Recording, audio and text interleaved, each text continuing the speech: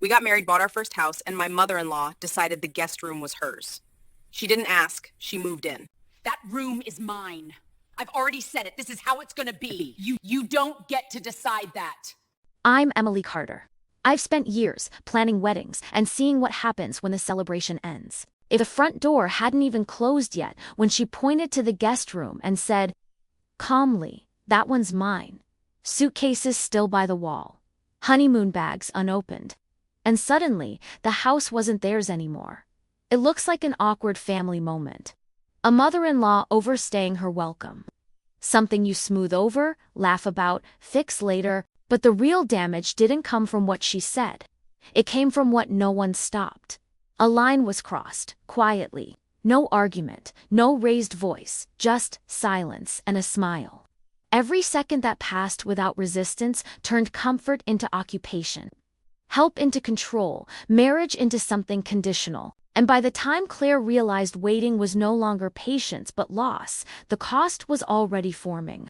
Because when you stay quiet at the wrong moment, you don't keep the peace. You give up territory. And once that happens, the question isn't if something will be lost, it's how much. Before anyone dares to take their place back, I was still carrying the quiet of the lake in my chest when the front door finally opened. Lake Tahoe has that expensive kind of silence, the kind that feels intentional, curated. Like the world is holding its breath for something new to begin. The honeymoon was supposed to end exactly like this, with relief, with space, with the soft certainty that the hard part was over and real life could finally start. I've planned enough weddings to know how this moment is meant to feel. Grounded, private, ours. So why did my body tense before anything actually happened? The suitcases weren't even unpacked when I heard her voice. Calm, familiar, already settled. Judith was there before the house had a chance to become theirs. Not seated like a guest waiting for permission, but standing in the hallway, pointing toward the guest bedroom as if she were confirming a detail everyone should already know. She said the room was reserved. She said it had always been obvious she'd be staying there. Obvious to who? Because to me, it sounded like someone rewriting ownership without touching a single document. I watched Claire's face shift, that look I've seen it countless times on brides when a wedding detail spins out of control. Confusion first, then the instinct to stabilize, to keep things from cracking publicly. Except this wasn't a ceremony. There was no timeline to fix. Nathaniel stood beside her, smiling in that practiced, non-confrontational way people use when they think charm can smooth over intrusion. Later, he'd say it was temporary. Just until she got organized. But when has an invasion ever arrived with a real exit plan? Judith spoke gently, wrapping every statement in concern. She talked about helping, about how real families don't close doors. Her hand brushed the doorframe of that room, a small gesture, almost invisible, but it landed heavy. Like a marker pressed into wet cement. In that moment, the house shifted in meaning. It wasn't just a home anymore. It was leverage. Years of saving, planning, and stretching finances thin suddenly felt fragile, like wealth spent without control.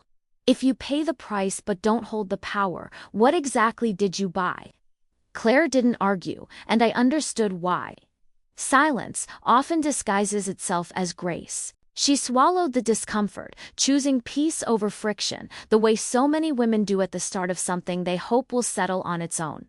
But hadn't it already unsettled itself?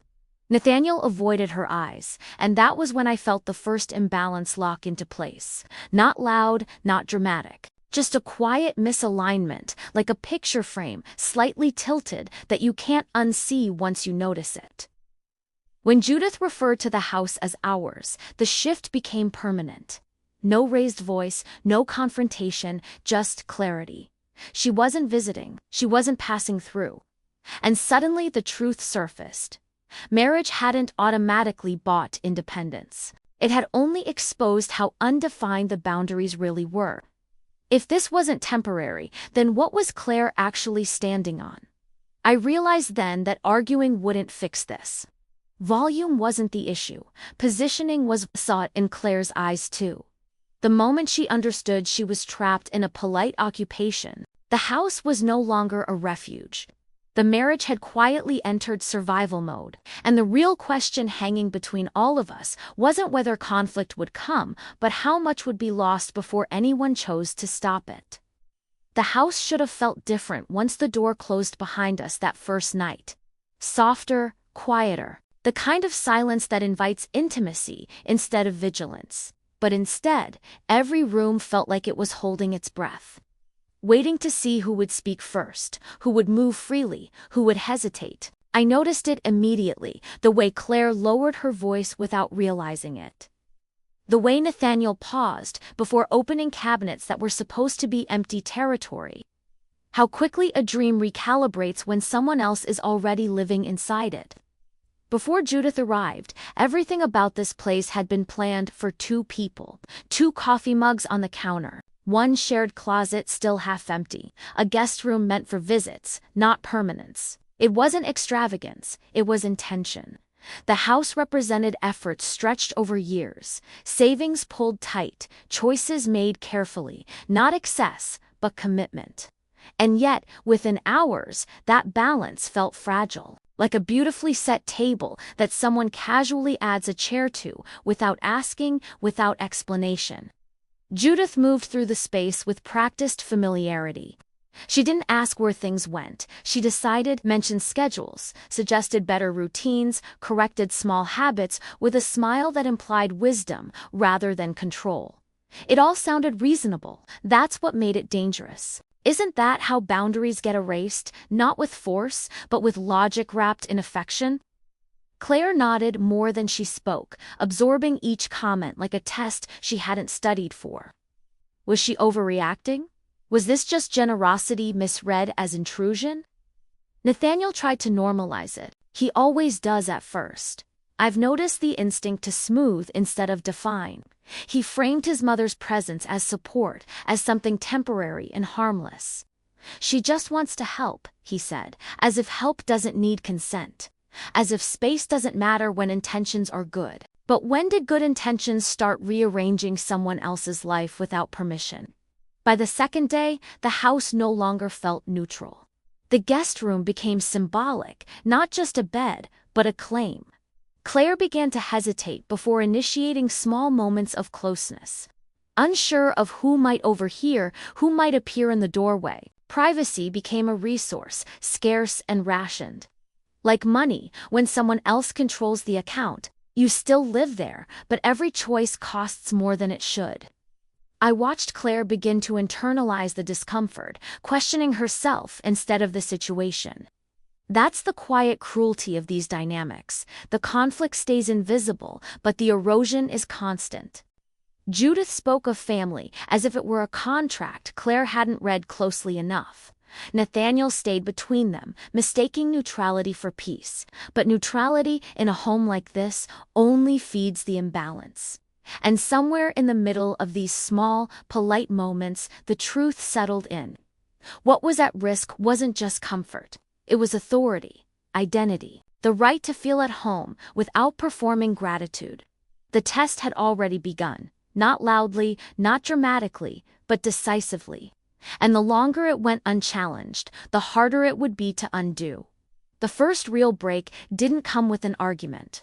It came wrapped in normalcy, which made it harder to name and even harder to resist. Judith never asked if she could stay longer. She informed, her tone stayed gentle, almost instructional, as if she were explaining gravity. Of course she'd be there for a while. Of course they'd need help settling in. Of course doors stayed open in a real family. And every of course shaved away another invisible line. Claire's discomfort deepened into something heavier. Not fear, not anger yet, but disorientation. That feeling of standing in your own home and suddenly needing permission from the air. She looked at Nathaniel more often now, silently asking him to notice what she didn't want to say out loud. Was this really happening? Was she imagining the shift? Or was this how control begins, disguised as care, delivered with a smile? Nathaniel kept choosing the middle, and the middle kept moving. He didn't disagree with his mother. He softened her edges. He didn't confront Claire. he reassured her. But reassurance without action is like a check that never clears. It sounds promising, but nothing changes. He said it was only until things stabilized, but what exactly was unstable? Judith wasn't scrambling for housing. She wasn't lost. She was comfortable, too comfortable. Judith's language sharpened subtly. She talked about how much she'd sacrificed for Nathaniel Brenya, how hard it had been raising him alone, how lonely it felt to be on the outside now. Each sentence carried weight, like emotional currency she expected to be honored, and Nathaniel paid it instinctively, without looking at the balance. Claire watched this exchange unfold and began to understand the real cost. Every time he appeased his mother, the marriage absorbed the debt. The house responded accordingly. The rhythm shifted.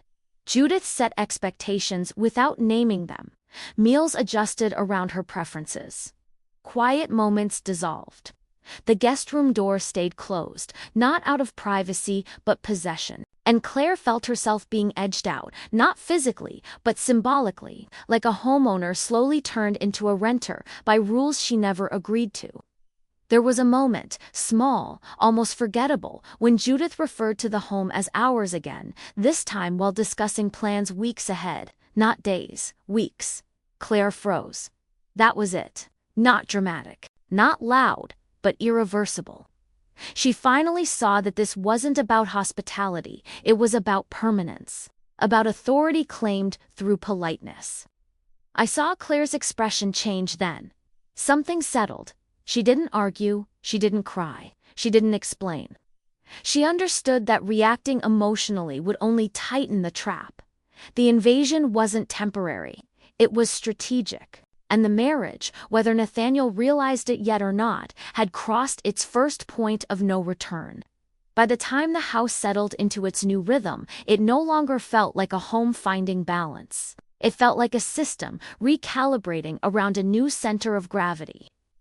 Judith didn't raise her voice or issue commands. She didn't need to. Control showed up in smaller ways, in comments about schedules, in suggestions that sounded optional but weren't treated that way. Morning routines adjusted to her pace. Evenings bent around her expectations. The space didn't shrink physically, but it tightened emotionally, like a room with the air slowly drawn out.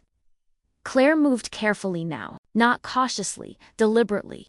She chose her words with precision, measured her reactions, learned when silence felt safer than honesty. That kind of self-monitoring is exhausting, especially in a place that's supposed to let you exhale. I could see the toll it was taking. She was present, but guarded. Living there, but not fully occupying it. Isn't that how people get pushed out without ever being asked to leave? Judith used guilt the way some people use tools, not aggressively, but efficiently. She reminded Nathaniel of past sacrifices in passing, framed her presence as a burden she was generously carrying for their benefit. Any resistance could be reframed as ingratitude. Any boundary could be twisted into rejection. And Nathaniel, still trying to keep peace, absorbed it all. He stayed agreeable, mistaking endurance for maturity. But how long can a marriage survive on quiet compromise when one side never stops taking?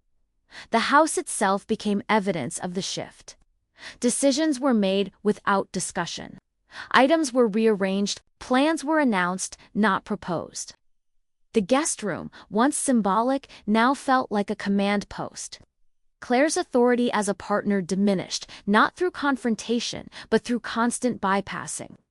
She wasn't consulted because Judith didn't see her as necessary. And that realization cut deeper than any argument would have. Nathaniel felt the discomfort now. I know he did. It showed in his restlessness, in the way he lingered between rooms, like he was avoiding choosing where he belonged. He tried to please both sides, unaware that in doing so, he was choosing neither. The tension wasn't explosive, but it was corrosive.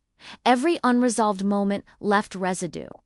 By then, the truth was unavoidable. The house was no longer a shared refuge. It was contested ground. Claire wasn't just losing privacy, she was losing position. And Judith wasn't waiting for permission anymore, she was consolidating power. Whatever came next wouldn't be subtle. The imbalance had grown too large to stay quiet for long. The moment that ended any illusion of neutrality didn't arrive with drama. It arrived with certainty. Judith stood in the kitchen one afternoon, reviewing plans out loud, changes, schedules, arrangements, speaking as if the house were an extension of her will. Then she said it again, casually, decisively, our house, not by accident, not corrected, just stated, like a fact no one bothered to challenge anymore. Claire didn't respond right away. I watched her stillness, the way people go quiet when they finally understand the shape of the problem. This wasn't about time. It wasn't about help. It was about ownership, emotional, relational, territorial. Marriage hadn't reset anything. It had simply revealed how much space Judith believed she was entitled to occupy. And worse, how much Nathaniel had been trained to allow. Nathaniel heard it too. I know he did.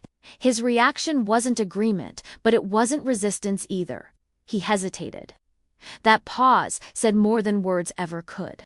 In that silence, Claire lost something essential, not love, but trust in the assumption that marriage automatically meant partnership. How do you build a life with someone who won't stand between you and an invasion, even a quiet one? Judith continued speaking, already planning weeks ahead, acting as though her permanence was established law. There was no discussion about departure, no acknowledgement that staying indefinitely might be a problem. And in that moment, Claire understood something irreversible. Asking wouldn't help. Explaining wouldn't help. This wasn't a misunderstanding. It was a structure. I saw the shift inside her then, a kind of controlled resolve. She stopped reacting emotionally, not because she'd given up, but because she'd adapted. When a system doesn't respond to pressure, you stop pushing, you observe, you document, you prepare. That realization landed like a quiet verdict. The house had been invaded, not violently, but strategically. The marriage was no longer insulated. Positions were clear now. Judith advanced, without resistance. Nathaniel stayed suspended between loyalty and avoidance. And Claire, no longer safe in silence, began to understand that survival would require something else entirely. By the end of that week, the damage was no longer theoretical. It had settled into the walls, into the routines, into the way Claire carried herself through rooms that were supposed to feel familiar. The house hadn't changed, but her relationship to it had. What once represented independence now felt like a reminder of how easily effort can be overridden when boundaries are undefined. The dream hadn't shattered loudly. It had been absorbed, repurposed, quietly claimed by someone else. Judith no longer behaved like a guest, even in performance. There was no pretense of transition, no language of departure. She planned as if permanence were assumed. Nathaniel felt the weight of it now, but still didn't name it. He hovered in indecision, mistaking delay for diplomacy. But delay, in situations like this, only strengthens the side that's already moving forward. How long can silence be mistaken for consent before it becomes exactly that? Claire understood something critical in those quiet hours. The problem wasn't simply her mother-in-law, it was the system that allowed her authority to expand unchecked. A system built on guilt, avoidance, and the false belief that love means unlimited access. This wasn't a clash of personalities. It was a battle over legitimacy. Who had the right to define the home, the marriage, the future? She stopped expecting relief to come from conversation, stopped hoping Nathaniel would suddenly see what was happening on his own. Instead, she began to watch, to remember, to notice patterns she'd previously brushed aside in the name of harmony. Silence became strategic, not surrender, recalibration. Like stepping back to understand where the ground is weakest before applying pressure. The house stood intact, but the marriage was officially under threat. Judith didn't see herself as intruding. Nathaniel hadn't chosen a side, and Claire no longer felt safe pretending this would resolve itself. The line had been crossed. The consequences were locked in. What came next wouldn't be passive. The conflict had shifted from discomfort to survival. And the next test wouldn't be about patience, it would be about control. By the time we slipped back into daily life, the house no longer reset overnight. Whatever tension existed at sunset was still there in the morning, heavier, more familiar. Judith's presence had stopped feeling temporary and started feeling structural, like a wall added without permits that everyone just learned to walk around. The word for now had disappeared from conversations, replaced by assumptions no one formally agreed to. How does something become permanent without ever being declared? And why does it always happen when no one wants to be the first to object?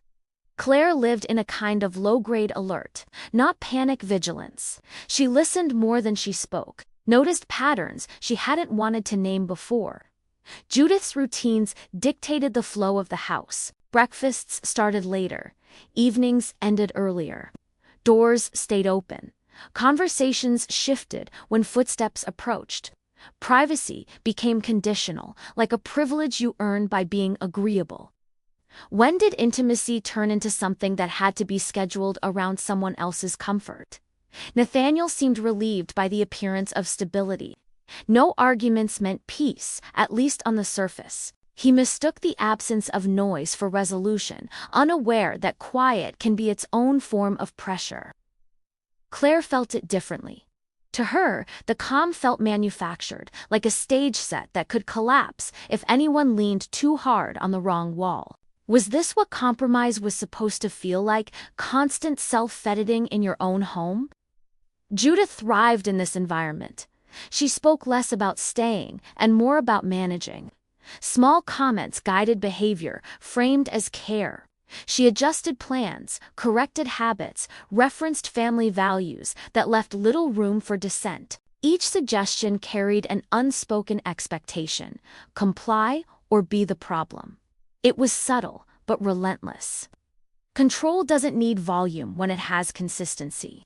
Claire reframed it quietly for herself. This wasn't harmony, it was containment. And containment always serves someone. The house had become a place where comfort flowed in one direction and effort flowed in another. Emotional labor piled onto Claire, while authority rested elsewhere. The imbalance felt financial in nature, like paying rent on a property you technically own while someone else collects the benefits. Nothing exploded. Nothing resolved. The tension simply settled in, normalized, and that was the most dangerous part. Because once injustice feels routine, people stop expecting relief. And Claire could feel the next phase approaching, the one where endurance would no longer be enough.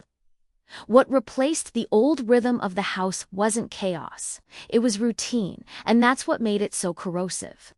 Judith's presence stopped feeling like an interruption and started feeling like infrastructure. She reorganized spaces without announcing it, adjusted systems that hadn't been broken, and established habits that quietly signaled permanence. Nothing dramatic, just enough repetition to make resistance feel unreasonable. Isn't that how control embeds itself, by becoming familiar before anyone calls it out? Claire began to feel like a guest in a house she helped build. Not unwelcome, but secondary. She hesitated before making plans, before changing things, before asserting preferences that once felt obvious. Every decision now carried an invisible cost: potential tension, potential guilt, potential fallout.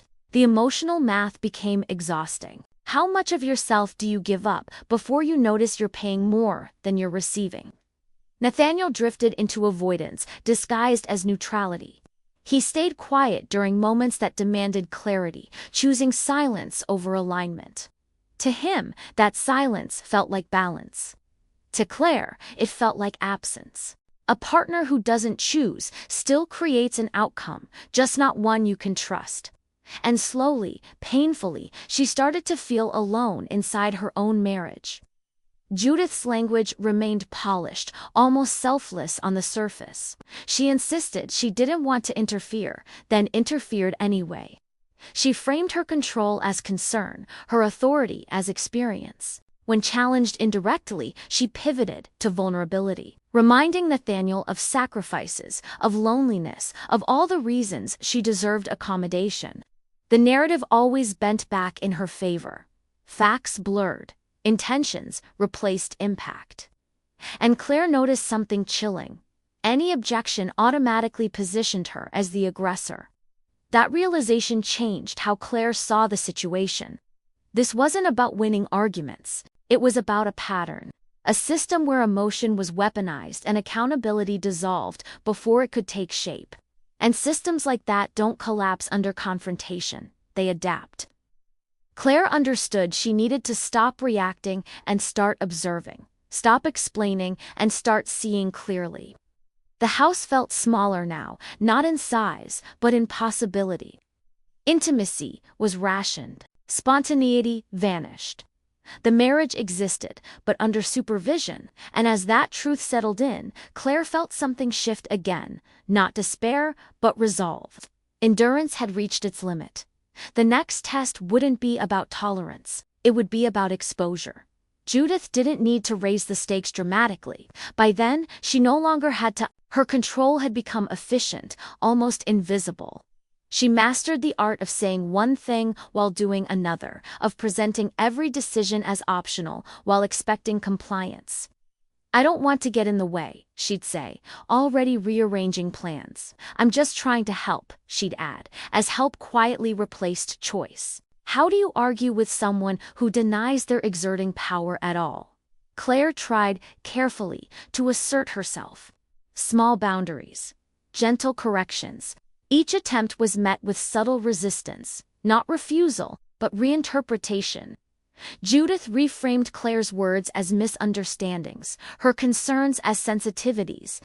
Facts softened into feelings, then twisted into accusations of disrespect. The moment Claire spoke up, the narrative shifted. She wasn't setting limits, she was causing tension, and the more she explained, the worse it became. Nathaniel responded the way he always did when pressure mounted by minimizing. He asked for patience. Suggested Claire was reading too much into things. Reminded her that his mother meant well. Those phrases landed like quiet betrayals.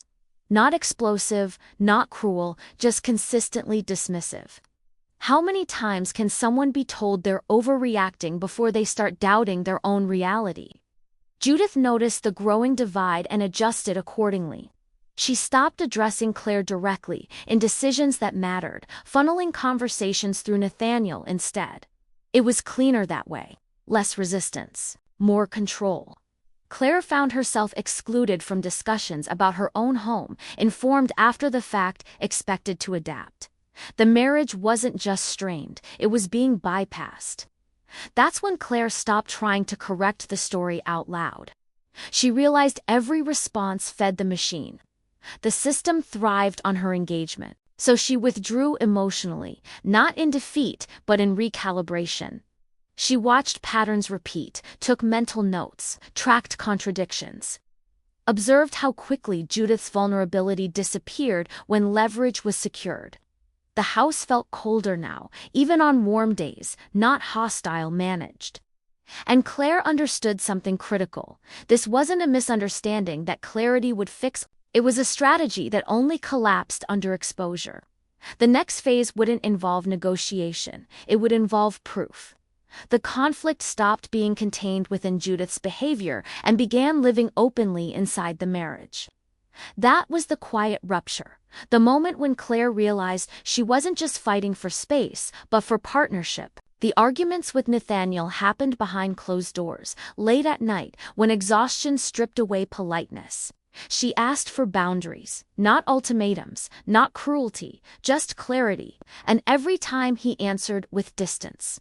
He told her she was exaggerating, that his mother was only trying to help, that pushing back would only make things worse. Those words didn't sound aggressive, but they landed hard. They reframed the problem as Claire's perception instead of Judith's actions. How do you feel safe with someone who won't validate what you're living through every day? Each conversation ended the same way, unresolved, suspended, heavy. Nathaniel avoided decisions the way someone avoids pain, unaware that indecision is its own form of harm. Claire started to feel the erosion, not just of trust, but of alignment. Marriage is supposed to create a united front. Instead, she felt like she was standing alone, watching her partner defend neutrality while someone else claimed control. Judith sensed the fracture immediately. She leaned into it, speaking directly to Nathaniel about household matters, about plans, about expectations, all without involving Claire. The exclusion wasn't loud. It was procedural, and it worked. Authority flowed around Claire instead of through her.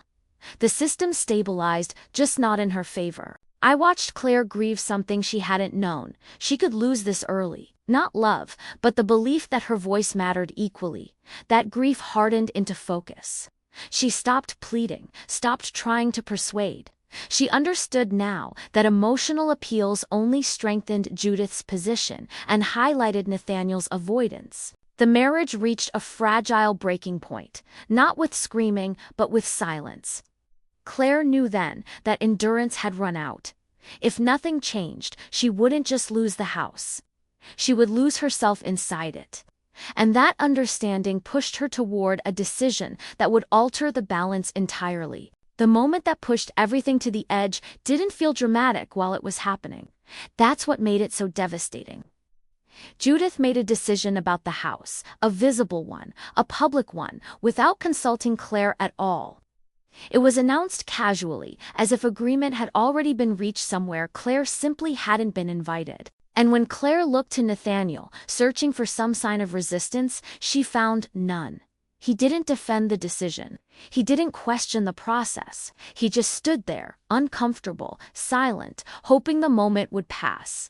And in that silence, something fundamental broke. Claire finally understood that the real threat to the marriage wasn't Judith's control, it was Nathaniel's refusal to confront it. How long can love survive when one partner keeps choosing avoidance over protection? Judith moved confidently, already operating as if the matter were settled. There was no room for discussion because, in her mind, the authority was already hers. Claire felt the full weight of that realization land all at once. This wasn't about being patient anymore. It wasn't about communication skills or compromise. It was about power and who was allowed to exercise it. That night, Claire didn't argue. She didn't cry. She didn't ask Nathaniel to see her side again. Instead, she went quiet in a way that felt different, deliberate. She understood now that emotional reactions only fed the narrative that she was unstable, difficult, dramatic. So she withdrew from the battlefield altogether. Not in surrender, but in strategy. She began to observe with intention, noticing patterns she'd previously tried to excuse, tracking contradictions, remembering exact phrases, exact moments, exact shifts in behavior. Judith's manipulation was consistent once you stopped trying to reason with it, and Nathaniel's omissions became impossible to ignore once they were placed side by side. The house felt like it was holding its breath again, but this time it wasn't waiting to see who would break. It was waiting for a reveal. Claire had reached the limit of endurance. The next move wouldn't be emotional, it would be methodical. By then, the marriage was operating on borrowed time. Not because love was gone, but because trust had been quietly eroded by inaction. Judith moved freely through the house, confident, unchallenged, her authority no longer questioned by anyone but Claire, and Claire had stopped questioning out loud. That silence unsettled the balance more than any argument ever had. Nathaniel sensed the shift, but misunderstood it. To him, the absence of confrontation felt like relief. Things seemed calmer, predictable, manageable. He didn't realize that calm, in this case, was not peace, it was distance. Claire wasn't accommodating anymore. She was detaching, and detachment changes everything. She watched carefully now, not with resentment, but with clarity. She saw how Judith rewrote events in real time, how concern transformed into leverage, how vulnerability appeared exactly when control was threatened. She noticed how conversations were steered, how decisions were framed as inevitable, how her own absence from those discussions became normalized. The pattern revealed itself fully once emotion was removed from the equation. Claire reframed the situation for herself one final time. This wasn't a fight she could win by proving she was right. It was a system that needed to be exposed to someone who still believed it wasn't real. And that person was Nathaniel Dahl. Until he saw it, truly saw it, nothing would change. And if he refused to see it, the marriage wouldn't survive. The house stood as evidence of everything at stake. A shared investment turned contested territory. A symbol of partnership turned leverage point. Effort had been poured into it, but authority had been outsourced through silence. That imbalance could no longer be sustained. By the end of the act, positions were locked in. Judith dominated the environment. Nathaniel was emotionally cornered by his own avoidance. And Claire had changed her posture entirely. She wasn't reacting anymore. She was preparing. What came next wouldn't be gradual. It would be decisive. The change in Claire wasn't loud. That's what made it unsettling. She stopped reacting altogether. No comments, no corrections, no visible discomfort. Judith filled the space easily, mistaking silence for surrender, mistaking calm for defeat. But I've been around long enough to recognize the difference between someone giving up and someone stepping back to aim. Silence can be a weapon when it's chosen. Nathaniel noticed too, but misread it. He thought the tension had finally eased, that time had done what confrontation couldn't. He relaxed into the illusion of stability, grateful for the absence of conflict. Isn't it strange how people accept comfort without questioning the cost? Claire didn't argue anymore because she wasn't trying to convince him. She was preparing to show him. Judith grew more confident by the day. She set routines without hesitation, spoke in absolutes, referred to the house as an extension of herself. For her, control no longer needed justification. She believed the outcome was secure. And why wouldn't she? No one had stopped her. The system had worked exactly as designed. Inside, Claire felt none of the panic Judith assumed she would. There was clarity instead. She wasn't cold, she was focused. Every interaction became data. Every contradiction was noted. Every moment where Judith bypassed her authority, rewrote a conversation, or isolated Nathaniel was mentally archived. It wasn't anger fueling her anymore, it was precision. I watched her reframe the situation one last time. This wasn't about winning against Judith, it was about truth, about forcing reality into a room where it had been carefully avoided. Nathaniel didn't need another argument.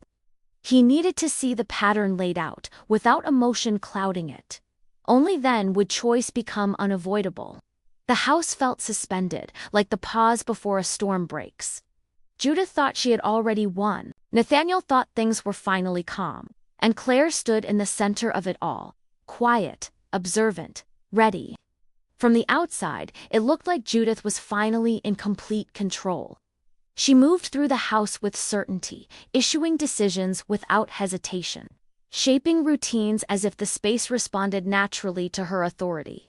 She spoke about future plans confidently, weeks and months ahead, as though permanence had already been negotiated and approved. To Nathaniel, it felt stable, predictable. The tension he'd dreaded seemed to have dissolved. Wasn't this what everyone wanted? Peace. But to Claire, it felt like the bottom of the descent. This was the moment where everything was clear, precisely because nothing was being challenged anymore. She no longer flinched when Judith rearranged things or spoke for the household. She no longer corrected the language, the assumptions, the quiet overreach. Detachment had sharpened her vision. When you stop defending yourself, you start seeing the structure that made defense necessary in the first place. Judith mistook this stillness for victory. Her confidence grew bolder, her tone more declarative. She referred to the house as an extension of family legacy, as a place that needed guidance. She believed she'd been proven right, that patience and persistence always win. And Nathaniel, seeing no visible conflict, accepted that version of reality. He didn't notice that Claire wasn't calmer. She was finished negotiating. Claire reframed it again, privately.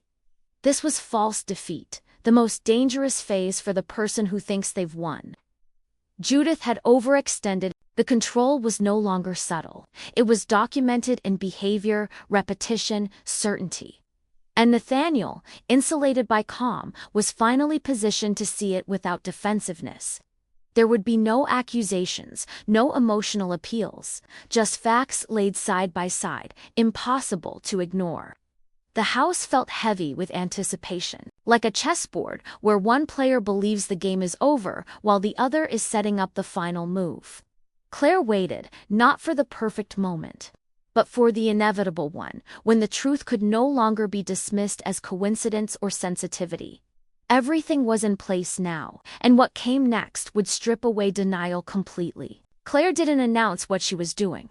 There was no dramatic build-up, no warning that something was about to change. One evening, when the house was quiet in that artificial way it had learned to be, she asked Nathaniel to sit with her. Her voice was steady, neutral. That alone should have told him this wasn't another argument. This wasn't emotion asking to be validated. This was something else. She didn't accuse, she didn't interpret. She presented moments, placed side by side. Things Judith had said to him privately, then contradicted in front of others. Decisions framed as suggestions that somehow became final without discussion. Instances where Claire had been excluded entirely, only informed after plans were already set in motion. The pattern emerged not because Claire named it, but because it repeated itself with precision. How do you deny something when it appears 3, 4, 5 times in the same shape? Nathaniel's posture changed as he listened. At first, discomfort and confusion. Then, something closer to shame. He tried to interrupt once, reflexively, but Claire didn't react. She just waited. Silence did the work this time. For the first time, he wasn't being asked to choose sides. He was being asked to see reality without the cushion of intention or loyalty. And reality was relentless. What landed hardest wasn't Judith's behavior alone. It was his own. The pauses, the deflections, the moments where he had chosen ease over protection and called it neutrality. Claire didn't say he had failed her. She didn't need to. The evidence said it for her. He realized then that his silence hadn't kept the peace. It had funded the imbalance, like paying interest on a debt he pretended didn't exist. Judith's manipulation, once invisible, became obvious in retrospect. The vulnerability that appeared only when challenged, the guilt deployed precisely when control was threatened. The way she isolated decisions to maintain leverage, Nathaniel saw the structure clearly now, stripped of sentiment, and with that clarity came the realization he'd been avoiding the longest. His marriage was already slipping away. Claire watched him process without rushing him. This wasn't about triumph, it was about exposure. The truth had finally entered the room, and it couldn't be talked around. Whatever happened next would be his choice, but for the first time, it would be an informed one. Nathaniel didn't defend his mother this time. That was the first shift, and it mattered more than any apology could have. He sat with what he'd seen, with what he could no longer unsee. The realization didn't turn him angry, it turned him sober. He understood that neutrality hadn't been kindness, it had been abdication. An abdication in a marriage always creates a vacuum someone else is eager to fill. When he finally spoke, it wasn't to explain or justify, it was to take responsibility. He admitted that he'd been avoiding discomfort at Claire's expense, that he'd mistaken delay for wisdom, silence for peace. Hearing that didn't erase the damage, but it changed the direction of everything. For the first time since the invasion began, Claire wasn't standing alone. The shift between them was immediate, quiet, powerful. Claire didn't lead the next step. She didn't need to fight. This wasn't her battle to fight solo anymore. They spoke together deliberately, aligning language, intent, boundaries, unity, restored authority. And authority, once reclaimed, changes the entire dynamic of a space. Judith sensed it before anything was said to her. Control always recognizes when it's about to be challenged. The tone in the house changed, not louder, but firmer. When the conversation finally happened, there were no negotiations. No emotional bargaining, no explanations offered for debate. Nathaniel spoke clearly. Claire stood beside him. They outlined limits, not suggestions, not compromises. Facts: the house belonged to the marriage. Decisions required mutual consent. Permanence was not assumed. Judith attempted her familiar pivots: concern, guilt, history, but they didn't land. The structure she relied on had collapsed. There was no division to exploit anymore. For the first time, Judith didn't control the room, and that loss showed. The declaration didn't come with raised voices or dramatic pauses. That was the final irony. After everything, the most powerful moment arrived calmly, delivered with clarity instead of heat. Nathaniel said it plainly: there was no mother-in-law suite, there never had been. This house wasn't an extension of family obligation or legacy. It was their home, built for their marriage, protected by their choices. Claire stood beside him, not silent, not hidden, but steady. This wasn't her ultimatum, it was theirs. And that distinction stripped the room of all ambiguity. There would be no more assumptions. No more temporary arrangements without end dates. No more decisions made around them instead of with them. Interference was no longer tolerated, regardless of intention. Love did not grant unlimited access. Judith reacted the way people do when control is removed suddenly. Confusion first, then disbelief. Then the familiar reach for guilt, for history, for sacrifice. She reminded Nathaniel of everything she'd done, everything she'd given. But the words didn't carry weight anymore. The currency had changed. Emotional leverage no longer bought authority. For the first time, her strategies failed in real time. There was no division to exploit, no hesitation to press against. The power dynamic inverted, and she felt it immediately. The room no longer belonged to her narrative, it belonged to reality. This was the point of no return. The rules were spoken out loud, irreversible. Once named, the house was no longer a battleground. The marriage had reclaimed its center. And Judith, confronted with limits she could no longer bend, lost the one thing she'd been protecting all along: control. After the confrontation, the house felt different almost immediately. Not quieter, clearer. The tension that had once clung to every room began to dissolve, replaced by a sense of grounded certainty. Judith no longer moved through the space with authority.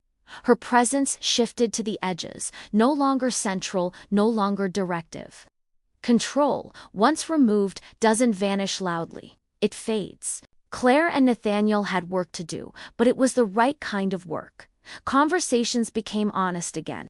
Decisions were shared, boundaries were spoken and respected. The marriage, tested at its most vulnerable point, didn't just survive, it recalibrated. They understood now that love without limits isn't generosity, it's exposure, and they refused to live that way again. Judith adjusted because she had to. The system no longer responded to her tactics. Guilt fell flat. History lost its leverage.